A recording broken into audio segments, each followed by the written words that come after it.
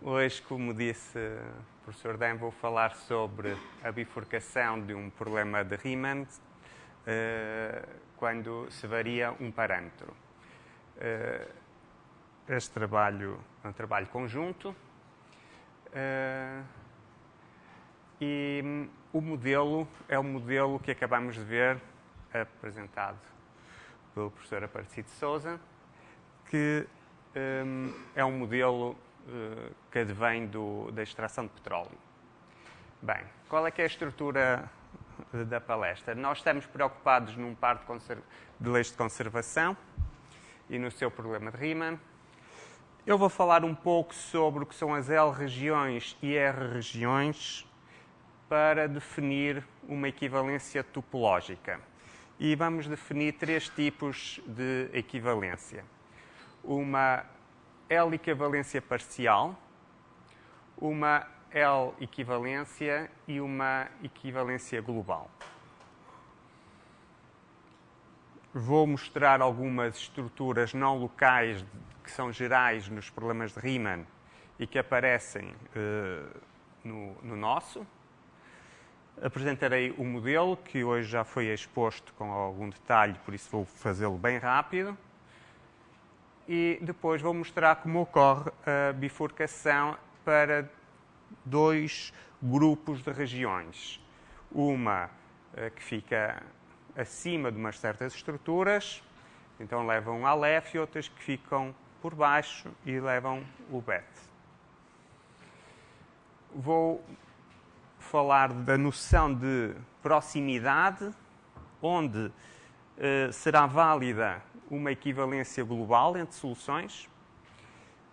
Quais são as estruturas que definem a noção de estar suficientemente próximo para existir a equivalência? E, finalmente, uma conclusão. Bem, estamos preocupados em pares de leis de conservação com certo domínio de estados. Temos o problema de Riemann. O problema de Riemann é definido no produto do domínio de estados. Como é que se costuma apresentar as soluções dos problemas de Riemann? Não tem água.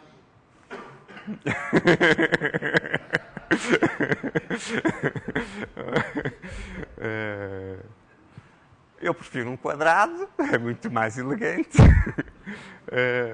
O domínio é dividido em várias L-regiões. O que é que isto quer dizer? O L vai poder estar em algumas regiões e depois, para cada uma destas regiões, mostra-se um plano para o R, onde está o próprio espaço dividido em regiões. Estas serão as R-regiões. Então, este espaço só é válido para o L nesta região daqui. E o que é que acontece nestas soluções? Qualquer que seja o L que eu pegue nesta L1 região, e qualquer que seja o R que eu tome numa destas quatro regiões, a solução do problema de Riemann tem sempre a mesma estrutura, ou seja, tem a mesma sequência de ondas dispostas topologicamente da mesma forma. Estas regiões, na realidade, não são absolutamente fixas. Um caso que penso que toda a gente conhecerá é um L num lugar hiperbólico, e lá que se mostrou que a solução se dividia em rarefação, choque, etc. E isso poderia ser o que temos neste caso. Aqui, por exemplo, dois choques, aqui um choque e uma rarefação, etc. E então, esta divisão do espaço depende do meu L. Se eu perturbo o L, a divisão do plano também se perturba ligeiramente. Eu, por simplicidade, não vou escrever sempre que estas divisões do plano, estas R-regiões, dependem explicitamente de L. Então, algumas vezes vou omitir este L por simplicidade. Bem, o mesmo se passa para as outras L-regiões. Se eu tiver o L nesta L2 região, eu divido o plano, ou eu divido o meu espaço de estados em algumas regiões, aqui dividi só uma, etc. Isto, porque é que eu estou a mostrar isto que é bem conhecido? Para ser mais fácil definir então as equivalências. Este vai ser as soluções de um certo modelo, que no nosso caso será os modelos quadráticos que foram resolvidos no final dos anos 80. Quando Schaefer e Shear classificaram os pontos umbílicos, nos anos seguintes se apresentou uma série de papers onde são dadas as soluções dos casos quadráticos, ou seja, fluxos quadráticos, e para todos os tipos de ponto umbílico. São 4. Então, este modelo de referência vão ser os modelos quadráticos. Nós vamos ter outro modelo, onde vamos ter as soluções de um problema de Riemann para um certo UL barra numa certa região, que eu vou deixar em aberto, um UR noutra região, e eu vou definir, então, 3 tipos de equivalência. A L equivalência parcial se a solução deste problema de Riemann com o L barra e o R barra nas dadas regiões for equivalente ao problema de Riemann quando o L está numa só L região. Aqui eu pus um I, mas podia ser, por exemplo, L1. E o R numa reunião de R regiões que não é todo o espaço de estados, eu digo que é uma L equivalência parcial. O L advém de estar referido apenas a uma L região e o parcial porque não me cobre todo o espaço de estados no UR. A L equivalência será similar, mas em que todo o R pode estar em qualquer ponto do domínio que obtenha essa equivalência. E, por fim, a equivalência global se numa dada região que não necessita de ser todo o domínio do meu problema em estudo, mas uma certa região desse domínio, e eu encontro uma equivalência com todo o problema de Riemann, que no caso de referência vai ser o quadrático, eu digo que tenho uma equivalência global. E então, o que nós vamos fazer neste trabalho é estudar como é que uma solução de um problema de Riemann varia com um parâmetro e, ao mesmo tempo, vamos estar sempre fazendo comparações das nossas soluções com as soluções dos casos quadráticos e como a equivalência global depende de muitos ULs, é difícil de ver de uma só vez, e então vamos ver parcialmente algumas L equivalências parciais e L equivalências em alguns pedaços, e se nós conseguirmos provar a L equivalência para todas as L regiões, bem, se isto é válido para todas as L regiões, temos diretamente a equivalência global. Então, o que nós vamos ver é, essencialmente, quando e é que isto ocorre, e depois fazer exaustivamente todos os casos para provar que temos uma equivalência global entre algumas soluções. Bem, eu vou apresentar bastantes figuras e nessas figuras os choques são representados por linhas tracejadas, as cores mais claras estão associadas à família 1, as mais escuras à família 2. As rarefações são linhas contínuas, quase sempre com setas. As ondas compostas são estes tracejados. Temos transicionais, choques supercompressivos. Aqui não fica claro o que é que isto é. E aqui temos também compostas transicionais. Bem, vou falar brevemente sobre algumas estruturas que aparecem no nosso modelo. Uma delas é o que nós chamamos de gama-estrutura, que é algo conhecido que, se a seguir a um choque, seguirmos com uma rarefação, esta união aqui é diferenciável, porque este choque é característico e então Beto Endorf garante-nos que estamos na direção certa e esta união é suave. Aqui também a união entre uma rarefação e uma composta também é suave. Contudo, se acontecer de esta composta usar, digamos assim, toda a rarefação, ou seja, se o E0 corresponder a este N, isto naturalmente vai encontrar, esta curva de composta vai encontrar um segmento de choque a meio. E de uma forma em que é transversal. Se o sistema dinâmico geralmente tem este retrato de fase, e então temos um choque daqui para aqui, um choque daqui para aqui, os dois com a mesma velocidade, e então é algo bem conhecido, choque triplo, e passamos diretamente daqui para acolá. Se nós baixarmos um pouco a velocidade deste sistema dinâmico, aqui ocorre uma bifurcação e, tipicamente, vamos ter uma obstrução topológica ou uma onda de M para aqui. Contudo, se diminuirmos a velocidade, eu não sei se isso diminuir ou aumentar. Aqui era aumentar, na realidade. Se aqui diminuirmos a velocidade, esta singularidade desaparece e, em princípio, não há nenhuma obstrução óbvia à existência da onda. Bem, então vamos ter várias figuras destas onde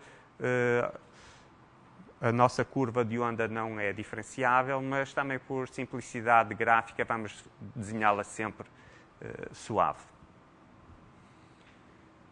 Neste paper foi mostrado que tipicamente existem estruturas que são estas duas, uma chamada de vela latina, em que há incompatibilidades de ondas de forma a que aparecem soluções do problema de Riemann que são cobertas por curvas que são transversais umas às outras. Esta parte é coberta por linhas oblíquas e esta por linhas verticais, então a junção é transversal. Outro é uma que chamamos espinha de peixe, em que também se pode provar que há incompatibilidade de alguns choques e o que acontece é que temos aqui uma envoltória de uma família de curvas e isto também é comum com condições simples a vários problemas de Riemann. Bem, qual é que é então o modelo que nós vamos usar? É precisamente o modelo que vimos há pouco, que advém do escoamento trifásico, com permeabilidades quadráticas, e aqui,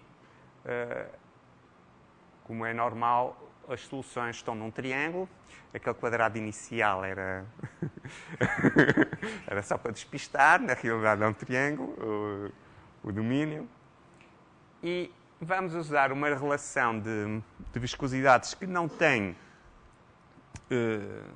grande aplicação prática, porque temos viscosidades iguais. Nós vamos fazer o seguinte, diz aqui, vamos tomar... Deixem-me dizer algo sobre este modelo, primeiro. Este modelo tem um ponto umbílico em AB. E este ponto umbílico foi provado neste...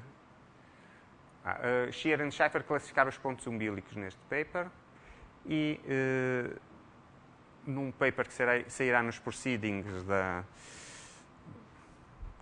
de Padova, provamos que o ponto umbílico varia a sua classificação de Shearer e Schaffer de 1 para 2 ao longo de umas retas. No caso de termos as permeabilidades quadráticas, essas retas são aquelas que já se pensava que seriam precisamente as que definem este triângulo aqui no meio.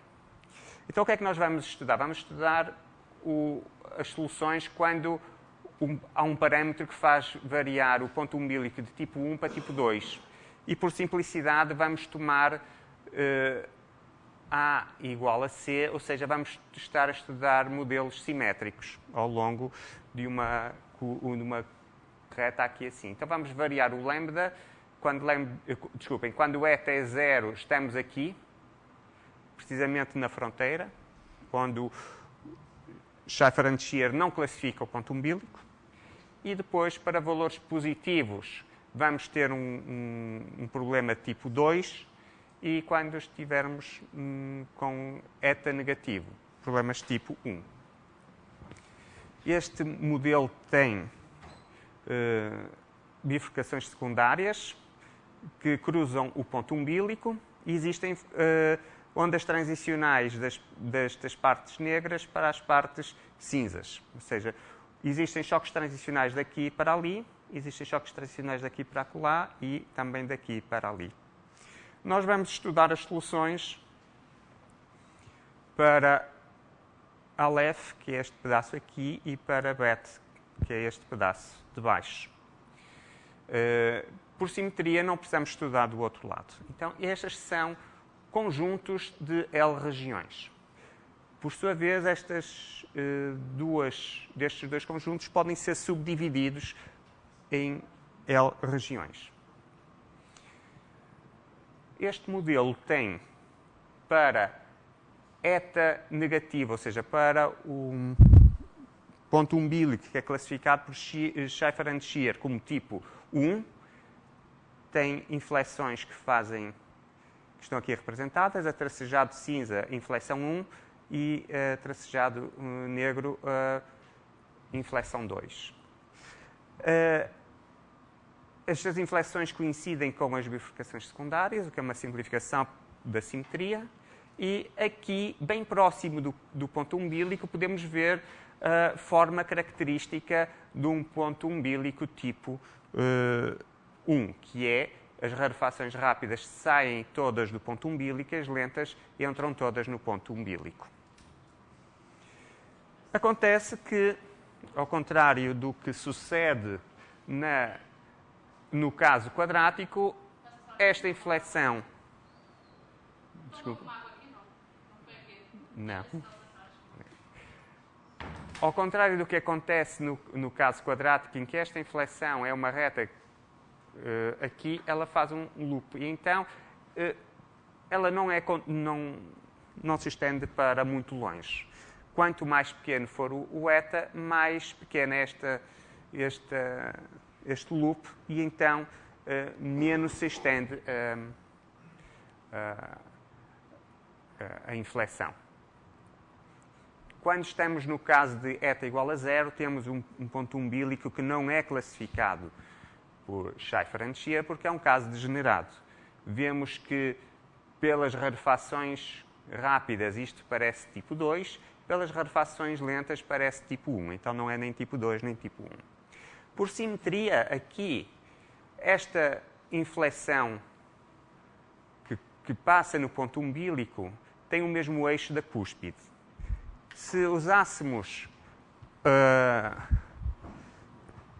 um caso não simétrico, em vez de termos a cúspide exatamente com a mesma direção da outra inflexão, isto iria acontecer de uma forma transversal, assim. Isto seria a inflexão e este seria o eixo. Aqui o eixo coincide com a própria inflexão. Então, esta é uma das simplificações também do modelo simétrico, em que a cúspide alinha exatamente com a inflexão. Quando perturbamos para eta positivo, o que acontece é que a inflexão 1, que está aqui, deixa de atingir o ponto umbilico e afasta-se, fazendo com que, a partir do ponto umbilico, já exista uma rarefação 1 saindo, e agora sim temos aqui a cara comum para um ponto umbilico tipo 2. Bem, para vermos a equivalência topológica entre os casos tipo 1 e o nosso modelo, é importante reparar, como eu disse há pouco, que no caso quadrático a inflexão 2 se estende até ao infinito.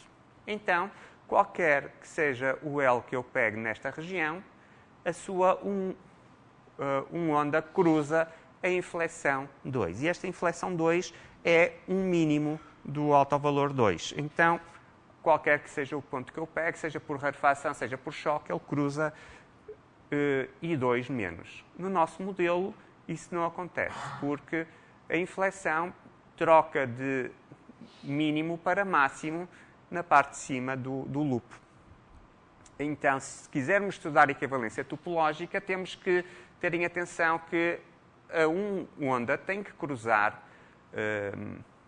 a parte de baixo e não a de cima. Por outro lado, vemos que as duas ondas também cruzam sempre a inflexão, dado que ela se estende até infinito, enquanto que no nosso modelo a dois onda pode não cruzar a inflexão, levando a soluções que não são topologicamente equivalentes.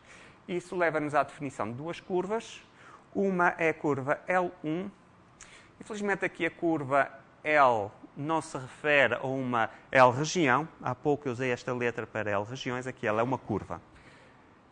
Definimos esta curva L1 e esta curva L2, em que eu sei que se estiver aqui dentro, acontecem as duas coisas que eu pedi, que era que a onda cruzasse a parte do mínimo da inflexão e ao mesmo tempo, a dois onda também cruza o mesmo mínimo.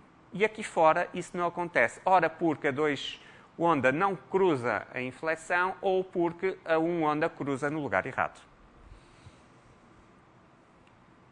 Então isto permite-me, dentro do meu Aleph, definir as L regiões. Quando eta é positivo ou zero, ou seja, quando estamos em caso tipo 2 ou no caso fronteira, o Aleph é uma L região. Se tivermos no tipo 1, o Aleph já tem que ser dividido nestas 4 L regiões.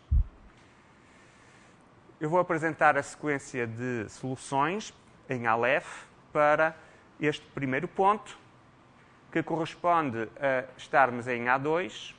Depois vou variar o parâmetro eta, mantendo uma certa distância de L ao ponto umbilical constante. E então, em vez de me aproximar o L do ponto umbilical, estou a fazer ao contrário, mantenho uma certa distância e vario o parâmetro. Por raiz-escalonamento, isto é equivalente a, de facto, aproximar o meu L do ponto umbilical. Então, eu vou ver que longe eu não tenho equivalência topológica e quando me aproximo, passo a ter. E eu vou fazer isso aumentando o parâmetro porque é mais fácil de observar. Então, vou começar por apresentar a solução no caso 2. Depois, o parâmetro passa para 0 e estamos no caso fronteira. Depois, o parâmetro é muito pequeno, portanto, a distância do L ao ponto umbilical é proporcionalmente muito grande. E vou dar a solução aqui neste terceiro ponto, que é o A1A, que é aqui em cima, ou seja, apesar de eu estar a manter esta distância constante, o eta é suficientemente pequeno para isso ser uma coisa distante, então vou apresentar a solução aqui, depois vou variando o eta e ele vai passando por estas regiões todas até ficar nesta, que é aquilo que vamos ver que é o suficientemente próximo para haver a equivalência topológica.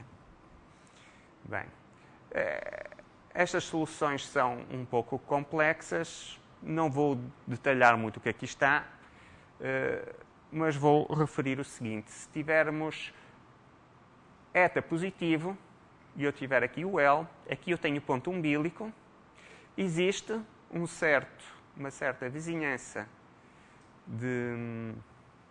deste L, onde esta solução é L equivalente a um caso 2. E é L equivalente porque é só equivalente a parte da solução 2 para uma L região similar a esta, que é, neste caso, todo o Aleph. Então, aqui, para o L no Aleph, temos L equivalência. E então temos aqui L equivalência ao caso 2. Aqui no fim, aqui em baixo, temos algo interessante, que é, isto é parcialmente L equivalente ao tipo 1. Ou seja, nós estamos com um ponto umbilical do tipo 2, mas a solução global do nosso problema tem, lá longe, algo que é parcialmente equivalente a um caso 1. Quando formos diminuindo o eta, a solução vai variando e quando temos eta igual a 0, desaparece daqui uma rarefação 1 que sai do ponto umbilico, porque a inflexão... tenho que me adiantar um pouquinho. A inflexão chega ao ponto umbilico, então deixamos de ter uma equivalência, uma L-equivalência, e passamos a ter apenas uma equivalência parcial ao tipo 2, quando eta é 0. E então, esta pequena região aproximou-se ligeiramente do ponto umbilico. E se formos estudando para todos os parâmetros, vemos que o que sucede é que esta região vai sendo diminuída, esta vai crescendo e, a certo momento, ainda não é agora, é agora, esta passa a ser realmente L equivalente ao tipo 1. Então, fomos variando o parâmetro. Deixa-me mostrar aqui. Esta era L equivalente a tipo 2 e só quando chegamos a esta região aqui, ou seja, para o L suficientemente próximo do ponto umbilico ou para eta suficientemente grande em módulo, temos equivalência com o tipo 1. O mesmo podemos... depois podemos ver como é que sucede esta bifurcação. Pode ser simplificada estudando apenas as ondas aqui neste eixo, com uma pequena diferença que nós não conseguimos distinguir dois casos quando nos restringimos a este caso, mas o diagrama de bifurcação pode ser assim, com as ondas, choques, rarefações compostas, etc. A bifurcação ocorre assim. Para as regiões BET, nós podemos fazer estas divisões, L regiões, e temos algo muito similar, que é, em alguns lugares temos L equivalência, ou tipo 2, para eta positivo. Para eta igual a 0, temos exatamente o mesmo tipo de solução. Esta inflexão, chegar ao ponto umbilico ou não chegar, topologicamente não faz qualquer diferença. Para outras regiões já não temos equivalência total, mas temos algo interessante que é uma equivalência parcial, tanto ao tipo 2 quanto ao tipo 1. Isto quer dizer que o tipo 1 e o tipo 2 partilham um monte de soluções similares. E isto vai permitir que a bifurcação possa ser desenhada assim. Quando estamos no tipo 2, temos essencialmente dois blocos, um bloco associado aos supercompressivos e um bloco central que é comum ao tipo 2 e tipo 1. Este pedaço, tanto é parcialmente L equivalente ao tipo 2, quanto L parcialmente equivalente ao tipo 1. E isto permite com que a bifurcação seja relativamente simples, porque o tipo 2 está aqui com estes dois blocos. Existe um bloco afastado que é parcialmente tipo 1. Este parcialmente tipo 1 colide com o bloco central e, ao mesmo tempo, este bloco supercompressivo se afasta. E para termos a L equivalência, para termos a L equivalência com o tipo 1, basta aparecer este outro bloco que surge com o surgimento da inflexão. Então, a bifurcação pode ser representada assim.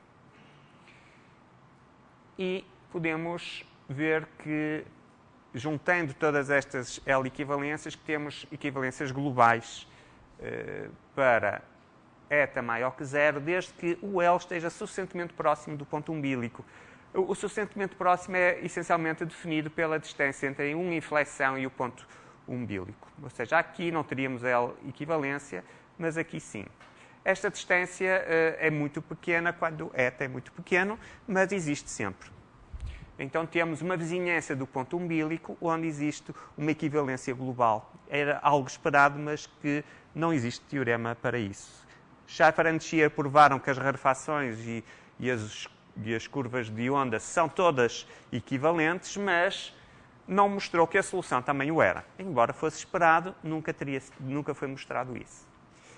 Para o eta igual a 0, temos equivalência global, mas não a temos numa vizinhança do ponto umbilico. Ou seja, existem aqui algumas equivalências globais, L equivalências, mas não temos a equivalência global. Eu disse mal, temos L equivalências, mas não temos equivalência global e não o temos em nenhuma vizinhança do ponto umbilico. quando o ponto umbilico é degenerado. Para o ponto umbilico tipo 1, temos uma equivalência global nesta região e a proximidade, o estar suficientemente próximo do ponto umbilico de forma a que haja a equivalência, é definido pelas curvas L1 e L2 que eu defini no início. Então, concluindo, tanto para o ponto umbilico tipo 2 quanto tipo 1, existe uma vizinhança do próprio ponto umbilico, onde existe uma equivalência global entre os casos quadráticos e o caso que estudamos. E essa bifurcação ocorre de forma L1 contínua com todos os parâmetros. Então, com isto, termino a apresentação.